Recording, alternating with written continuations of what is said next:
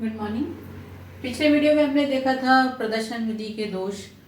यदि इन दोषों को दूर कर दिया जाए, यानी प्रदर्शन विधि को अधिक उपयोग बनाने के लिए यदि कुछ सुझाव दिए गए हैं, यदि इन सुझाव को मान लिया जाए तो इन सुझावों के द्वारा प्रदर्शन विधि की कमियों को दूर किया जा सकता है। तो आइए देखते हैं कि इसकी सफलता के लिए क्या सुझाव हो सकते हैं। तो पहला बिंदु है प्रदर्शन मेज की उचित व्यवस्था। ये इसको हम पॉइंट में लिख सकते हैं, तो आप पॉइंट बना सकते हैं, प्रदर्शन मेज की उचित व्यवस्था। तो प्रदर्शन मेज की उचित व्यवस्था होनी चाहिए जिससे सभी छात्र आसानी से देख सकें। इसके लिए प्रदर्शन मेज के ऊपर एक बड़ा दर्पण लगा देना चाहिए। तो इस दर्पण को इस प्रकार लगा दें जिससे कि दर्पण में जो वस्तु का प्रतिबिंब है वो पूरा दिखाई दे और ये प्रतिबिंब पूरे क्लास के बच्चों को भी दिखाई दे। तो इस प्रकार प्रदर्शन मेज की उचित व्यवस्था की जानी चाहिए। तो इस मेज के ऊपर एक बड़ा दर्पण इस प्रकार लगा सकते हैं जिससे दर्पण में वस्तु के प्रतिबिंब को आसानी से देखा जा सके। तो पहला जो सुझाव दिया गया वो है प्रदर्शन मेज की उचित व्यवस्था। और इस मेज कैसा होना चाहिए कि ऐसी व्यवस्था होनी चाहिए जिससे कि सभी छात्रों को दिखाई दे।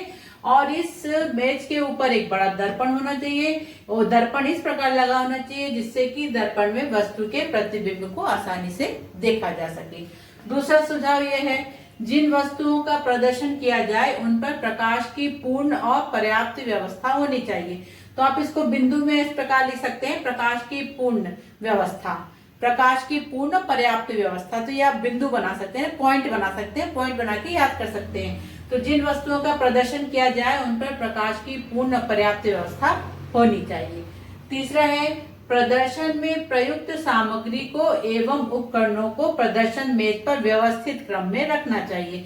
तो पॉइंट हम इसको बना सकते हैं व्यवस्थित क्रम, उपकरणों का व्यवस्थित क्रम, या पॉइंट व्यवस्थित क्रम लिख सकते हैं। तो प्रदर्शन में प्रयुक्त सामग्री को एवं उपकरणों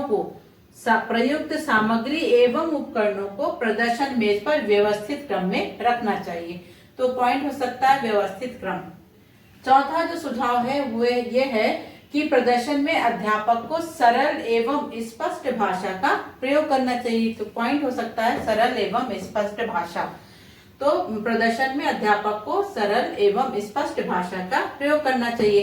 ये जो पॉइंट के आधार पे आप याद कर सकते हैं, इसलिए उसको अंडरलाइन कर दिया है कि इसको आप पॉइंट बना के आपको याद करने में आसानी होगी। पांचवा जो सुझाव दिया गया उसमें यह है प्रदर्शन में शिक्षक एवं छात्र दोनों की ही आपसी सहयोग एवं सहभागिता आवश्यक है। तो सहयोग एवं सहभागिता ये पॉइंट याद कर लेंगे तो आपको याद रहेगा किसकी सहयोग और किसकी सहभागिता, शिक्षक एवं छात्रों यानी विद्यार्थियों की दोनों की आपसी सहयोग एवं सहभागिता। छठवां बिंदु है प्रदर्शन के समय अध्यापक को कक्षा में पूर्ण अनुशासन बनाए रखना चाहिए। तो ये हो गया अनुशासन।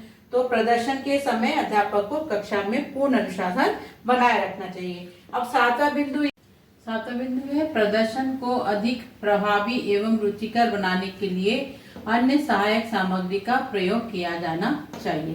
तो सातवां सुझाव दिया गया है कि प्रदर्शन को और अधिक प्रभावशाली बनाना है, रुचिकर बनाना है, तो उसके लिए अन्य सहायक सामग्री का भी प्रयोग किया जाना चाहिए।